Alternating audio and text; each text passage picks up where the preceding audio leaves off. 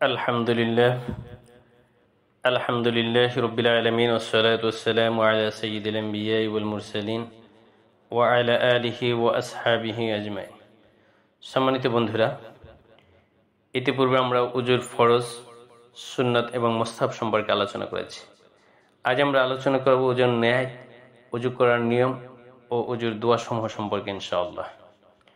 উজুর নিয়ত হলো নাওয়াইতু আন أتوجه لرفع الحديث واستباحة للصلاة وتقربا إلى الله تعالى। ওজুর নিয়ত আমি আবারও বলছি, নাওয়াইতু আন আতাওয়াজ্জাআ লিরাফইল হাদিস,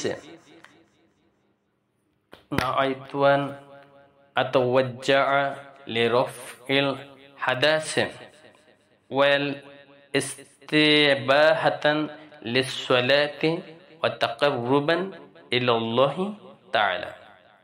যারা আরবিতে নিয়ত করতে পারবেন না তারা বাংলায় নিয়ত করবে, আমি পবিত্রতা অর্জন করা বা ইবাদত করা অথবা আল্লাহর নৈকট্য অর্জন করার জন্য ওযু করছি। আমি আবার বলছি, আমি পবিত্রতা অর্জন করা বা ইবাদত করা অথবা আল্লাহর নৈকট্য লাভের জন্য ওযু করছি। এটা হলো ওজুর নিয়ত। এবার জানবো ওজুর নিয়ম। ওজুর নিয়ম হলো প্রথমে উভয় হাতের কবজি পর্যন্ত ধোয়া। প্রথমে বাম হাতে পানি নিয়ে ডান হাতের কবজি 3 বার ধৌত করবে। এরপর ডান হাতে পানি নিয়ে বাম হাতের কবজির উপর পানি ফেলে 3 বার ধৌত করবে। হাতে নাপাকি থাকলে যে কোনো উপায় প্রথম হাত ধুয়ে নেবে। 2 নম্বর হলো মিসওয়াক করা। কুলি করার পূর্বে মিসওয়াক করা সুন্নাত। মিসওয়াক উজু শুরু করার পূর্বেও করা যায়। মিসওয়াক না থাকলে কিংবা মুখে ওজন না থাকলে, দাঁত না থাকলে আঙ্গুল দিয়ে হলে ঘষে নেবে। 3 নম্বরে কুলি করা। ডান হাতে পানি নিয়ে কুলি করবে। রোজাদার না হলে গড়গড়া করা সুন্নাত। 3 বার কুলি করা সুন্নাত। 3 বারের জন্য আলাদা আলাদা 3 বার পানি নিতে হবে। নাকে পানি দেওয়া। ডান হাতে নাকে পানি দিয়ে এসব বাম হাত দ্বারা নাক ঝাড়বে। বাম হাতের কনিষ্ঠ আঙ্গুলে অগ্রভাগ দিয়ে নাক পরিষ্কার করবে। তাছাড়া কনিষ্ঠ ও বৃদ্ধাঙ্গুলে দিয়ে নাক পরিষ্কার করা যায়। 3 বার নাকে পানি দেওয়া সুন্নাত। রোজাদার না হলে নাকের নরম স্থান পর্যন্ত পানি পৌঁছানো উত্তম। নাকে অলঙ্কার এবং হাতে আংটি থাকলে তা নাড়াচাড়া করে পানি পৌঁছে দেওয়া ওয়াজিব। মুখমণ্ডল ধোয়া। উভয় হাতে পানি নিয়ে সমস্ত মুখমণ্ডল ধৌত করবে, অর্থাৎ কপালের চুলের গোড়া থেকে থুতনির নিচ এবং উভয় কানের লতি পর্যন্ত এমনভাবে পানি পৌঁছানো যাতে উক্ত অঙ্গ থেকে পানি ফোঁটা ফোঁটা নিচে গড়িয়ে পড়ে। 1 বার ধোয়া ফরজ, 3 বার ধোয়া সুন্নাত। দাড়ি ও গোঁফ খুব ঘন হলে শুধু ধোয়া ফরজ, চামড়ার পানি পৌঁছানো ফরজ নয়। দাড়ির ভিতরে আঙ্গুল চালিয়ে খিলাল করে নেবে। কনুই সহ হাত ধোয়া। উভয় হাত কনুই সহ ধৌত করবে। 1 বার ধোয়া ফরজ, 3 বার ধোয়া সুন্নাত। হাত ধোয়ার সময় আঙ্গুল খিলাল করবে যাতে আঙ্গুলের গোড়ায় পানি পৌঁছে যায়, অর্থাৎ এক হাতের আঙ্গুল অপর হাতের আঙ্গুল সমূহের মধ্যে প্রবেশ করাবে। কারা আঙ্গুলের মধ্যে ফাঁকা না থাকে এবং আঙ্গুলের সাথে অপর আঙ্গুল এমনভাবে লেগে থাকে যার কারণে আঙ্গুলের সাথে পানি না পৌঁছার আশঙ্কা থেকে যায়, তাহলে খিলাল করা ওয়াজিব। মাথা মাসহ করা।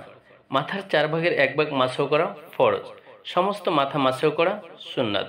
মাথা মাসহের নিয়ম হলো বৃদ্ধ ও তর্জনী আঙ্গুলদ্বয় ব্যতীত অবশিষ্ট উভয় হাতের আঙ্গুলের পেট মাথার মধ্যভাগে সামনে হতে পিছনের দিকে টেনে নিয়ে যাবে। অতঃপর 2 হাতের তালু মাথার 2 পাশে রেখে পেছন দিক থেকে সামনে টেনে নিয়ে আসবে। কান মাসহ করা। উভয় হাতের বৃদ্ধ আঙ্গুল পেট দ্বারা কানের পিছনের অংশ মাসহ করা। এরপর কনিষ্ঠ আঙ্গুলের অগ্রভাগ দ্বারা কানের ছিদ্র এবং তর্জনী আঙ্গুলের সাহায্যে কানের পাতার ভিতরের অংশ মাসহ করা সুন্নাত। গর্দান মাসহ করা। উভয় হাতের 3 আঙ্গুলের পিঠ দ্বারা গর্দান মাসহ করবে, গলা মাসহ করবে না। গোড়ালি ও টাকনু সহ পা ধোয়া। ডান হাত দিয়ে পায়ের অগ্রভাগে পানি ঢালা সুন্নাত। বাম হাতে দিয়ে পায়ের সামনে এবং পিছনে এবং তলদেশ মর্দন করবে। পা দিয়ে পা ঘষে এবং বাম হাতের কনিষ্ঠ আঙ্গুল দিয়ে পায়ের আঙ্গুলসমূহ খেলাল করে নেবে। অজুর দোয়াসমূহ। পবিত্রতা অর্জনের মাধ্যম হচ্ছে অজু। নামাজের জন্য অজুকে আল্লাহ তাআলা ফরজ করেছেন। অজু শুরু থেকে শেষ পর্যন্ত রয়েছে কিছু গুরুত্বপূর্ণ দোয়া, যা আমরা এখন তুলে ধরব ইনশাআল্লাহ। শুরুতে মনে মনে নিয়ত করে বিসমিল্লাহ পাঠ করা। বিসমিল্লাহির রহমানির রহিম, অর্থাৎ পরম করুণাময় আল্লাহর নামে শুরু করলাম। 2 নম্বর, ওযুর শেষে কালেমা শাহাদাত পড়া। রাসূল করিম সাল্লাল্লাহু আলাইহি ওয়াসাল্লাম বলেছেন, যে ব্যক্তি উত্তম রূপে ওযু করে কালেমায়ে শাহাদাত পাঠ করবে, তার জন্য জান্নাতের 8টি দরজা খুলে দেওয়া হবে। সুবহানাল্লাহ। যে দরজা দিয়ে ইচ্ছা সে দরজা দিয়ে প্রবেশ করবে। আশহাদু আল্লা ইলাহা ইল্লাল্লাহু ওয়াহদাহু লা শারীকা লাহু ওয়া আশহাদু আন্না মুহাম্মাদান আবদুহু ওয়া রাসূলুহু। এটা হচ্ছে কালেমা।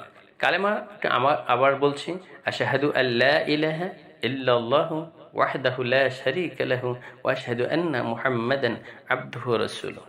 কালেমার অর্থ হলো আমি সাক্ষ্য দিচ্ছি যে আল্লাহ ছাড়া কোনো মাবুদ নাই, তিনি এক, তার কোনো শরীক নেই, এবং আমি আরও সাক্ষ্য দিচ্ছি যে মুহাম্মদ রাসূলুল্লাহ সাল্লাল্লাহু আলাইহি ওয়াসাল্লাম আল্লাহর বান্দা এবং প্রিয় রাসূল। তারপর দোয়াটি পাঠ করবে, আল্লাহুম্মা আজআলনি মিনাত তাওয়াবিন ওয়াজআলনি মিনাল মুতাহহিরিন। আমি দোয়াটি আবার বলছি, আল্লাহুম্মা আজআলনি মিনাত তাওয়াবিন ওয়াজআলনি মিনাল মুতাহহিরিন। অর্থ, হে আল্লাহ, আমাকে তাওবাকারীদের অন্তর্ভুক্ত করুন এবং পবিত্রতা অবলম্বনকারীদের মধ্যে শামিল করুন। সুতরাং আল্লাহ তাআলা ওযুর সময় উক্ত দোয়াগুলো পড়ার মাধ্যমে দুনিয়াতে উত্তম রিজিক, মৃত্যুর পূর্বে গুনাহ মাফ এবং আখিরাতের জান্নাত লাভ করার তৌফিক দান করুন। ওযুতে সন্দেহ হলে, ওযু করবার সময় অঙ্গ বিশেষ ধৌত করা হয়েছে কিনা এরূপ সন্দেহ সৃষ্টি হলে এবং ইহা যদি প্রথম সন্দেহ হয়, তবে উক্ত অঙ্গ পুনরায় ধৌত করা উচিত।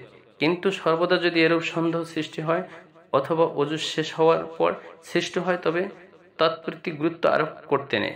ওযু শেষ হওয়ার পর ওযু ভঙ্গ হয়েছে বলে সন্দেহ হলে সৃষ্টি হলে ওযু থাকবে, কিন্তু ওযু না থাকা অবস্থায় ওযু করা হয়েছে বলে সন্দেহ সৃষ্টি হলে ওযু করতে হবে। সুতরাং আমরা ওযুর নিয়ম কানুনগুলো মেনে এবং দোয়া দরুদগুলো পাঠ করে যাতে ওযু করতে পারি, আল্লাহ রাব্বুল আলামিন যেন আমাদেরকে তৌফিক দান করেন এবং সুন্দরভাবে পাক ও পবিত্রতার সাথে ওযু করে আমরা যাতে মহান আল্লাহ তাআলার ইবাদতে মশগুল হতে পারি। আল্লাহ যেন আমাদের সকলকে তৌফিক দান করেন। আমিন। আসসালামু আলাইকুম ওয়া রাহমাতুল্লাহি ওয়া বারাকাতুহু।